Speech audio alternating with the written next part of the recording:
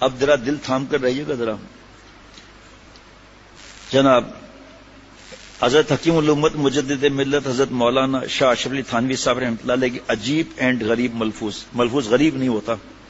عبادت اتنی کرنی چاہیے جس میں کچھ مشقت بھی ہو، گو اس قدر زیادہ نہ ہو جو تحمل سے زیادہ ہو، جس سے دل اکتا جائے، بلکہ امامت میں تو مقتدیوں کے لحاظ سے اختصار کریں اور تنا ذرا تھوڑا طویل کر دیں. ہاں اتنی طویل نہ کریں جو نصب شاک ہو، جس کو نبھا نہ سکیں. مقتدیوں کا خیال رکھنا کوئی معمولی بات تھوڑی ہوتی ہے، اس کی فکر رکھنی چاہیے. ایک جگہ ہماری کسی علاقے میں ہم رہتے تھے تو وہاں پر قریب آس پاس مسجد نہیں تھی، تو فلیٹ اپارٹمنٹ تھے، وہاں ایک جا نماز بنی ہوئی تھی، مسجدیں دور تھیں. تو ہماری نماز فجر کی اور عشاء کی، کبھی کبھی فجر مغرب عشاء کی وہاں ہوتی تھی. ایک آدمی ہنس رہا ہے، اس کو شاید پتا ہوگا کہ ہم نماز پڑھتے ہیں کیونکہ وہ ہے اسی علاقے کا.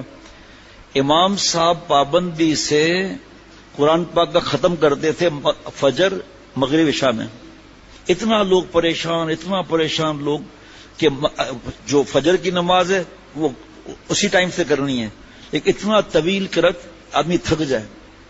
اب لوگ جائیں تو کہاں جائیں بیچارے. کئی دفعہ ان سے کہا، مجھ سے کہا، میں نے کہا ہم تو نہیں کہیں گے کیونکہ وہ تو سب لکھا ہوا ہے. ابھی بھی میرے پاس حضرت مجدد کے جمع کیے ہوئے ملفوظ رکھے ہیں امامت کے بارے میں، مقتدیوں کے بارے میں. پورا قرآن پاک 3 نمازوں میں. مغرب کی نماز کو اتنی طویل ہوگی، سوچو آپ ذرا حالات کیا ہیں، صحتیں کیسی ہیں، تھکا کر آدمی آتے ہیں، ان کی حالات کیا ہیں. لیکن بہرحال کئی برس ہم اس علاقے میں تھے. ایک قرآن پاک ختم ہوتا، پھر جو معاملات ہوتے اس کو چھوڑو، پھر دوسرا قرآن پاک شروع. صرف 3 نمازوں میں، فجر مغرب عشاء میں کتنے پڑھتا ہوں گے وہ، اب کوئی چوں بھی نہیں کر سکتا تھا.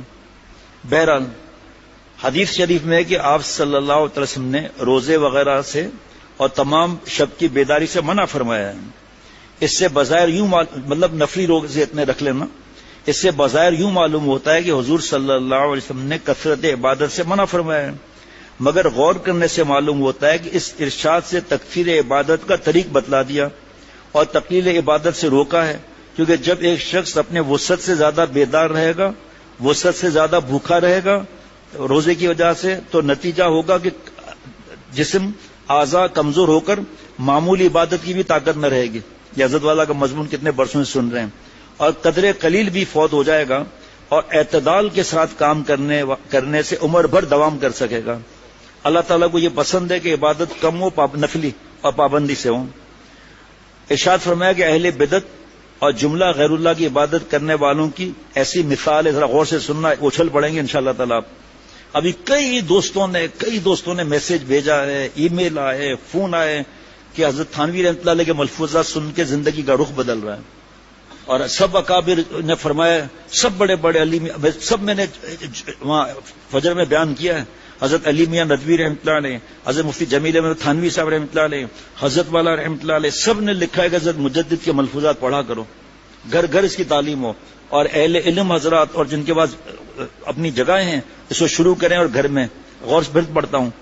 اہل بدعت اور جملہ غیر اللہ کی عبادت کرنے والوں کی ایسی مثال ہے جیسے شیطان کی کہ کمبخت نے حضرت آدم علیہ السلام کو تو سجدہ بھی نہیں کیا، حالانکہ یہ حکم خداوندی تھا، اور ان کی اولاد سے زنا اور بدفعلی کراتا ہے. عربی نہیں آتی اس بدبخت کو ہے جی. اس بے حیائی کا بھی کوئی ٹھکانہ ہے.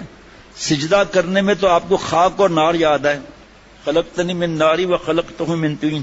حضرت آدم علیہ السلام نعوذ باللہ مٹی کے، اس کا قرآن نیچے میں آگ کا اوپر. تو کیا جملہ حضرت لکھ رہے ہیں، فرمایا کہ سجدہ کرنے میں تو آپ کو خاک اور نار یاد آئے، پھر اسی خاک کے نیچے آ پڑتا ہے، اس کا کچھ بھی خیال نہیں. اسی طرح اہل دنیا کی حالت ہے کہ خداوند تعالیٰ کے تو خلاف کرتے ہیں اور اس کی ادنا مخلوق کے سامنے سجدہ کرتے پھرتے ہیں. مسجد میں سجدہ کرنے سے آر آتی ہے اور قبروں پر ناک رگڑتے ہیں. بہت سے رئیسوں کو اس زمانے کی بات ہے، بہت سے رئیسوں کو دیکھا کہ وہ مسجد میں آنا اپنی حقارت سمجھتے ہیں اور اب قبروں کی خاک اپنے منہ کو ملتے ہیں.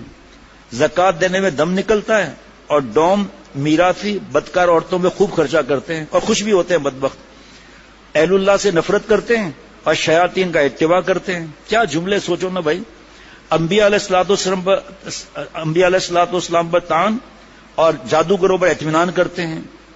بلی سے خوف اور شیر سے بے فکری. بلی سے خوف، شیر سے بے فکری، یعنی خالق سے بے نیازی اور مخلوق کی غلامی کرتے ہیں، اور افسوس اس پر اپنے آپ کو جنید وقت اور شبلی دورہ سمجھتے ہیں. علماء تصوف کی اصطلاحیں یاد کر لیے، مطلب خاک بھی نہیں آتا، اور اس کو عوام کو لوٹنے کا بہانہ بنایا ہوا ہے. جناب کیسا ملفوظ ہے بھائی، کیسے وہ باتیں کرائی ہیں. یہ اس کو آگے پھیلائیں تو کتنا، یہ تو دعا کریں، آپ لکھ لیں اپنے پاس، اس کو جمعے میں بیان کرنا ہوگا انشاءاللہ تعالی.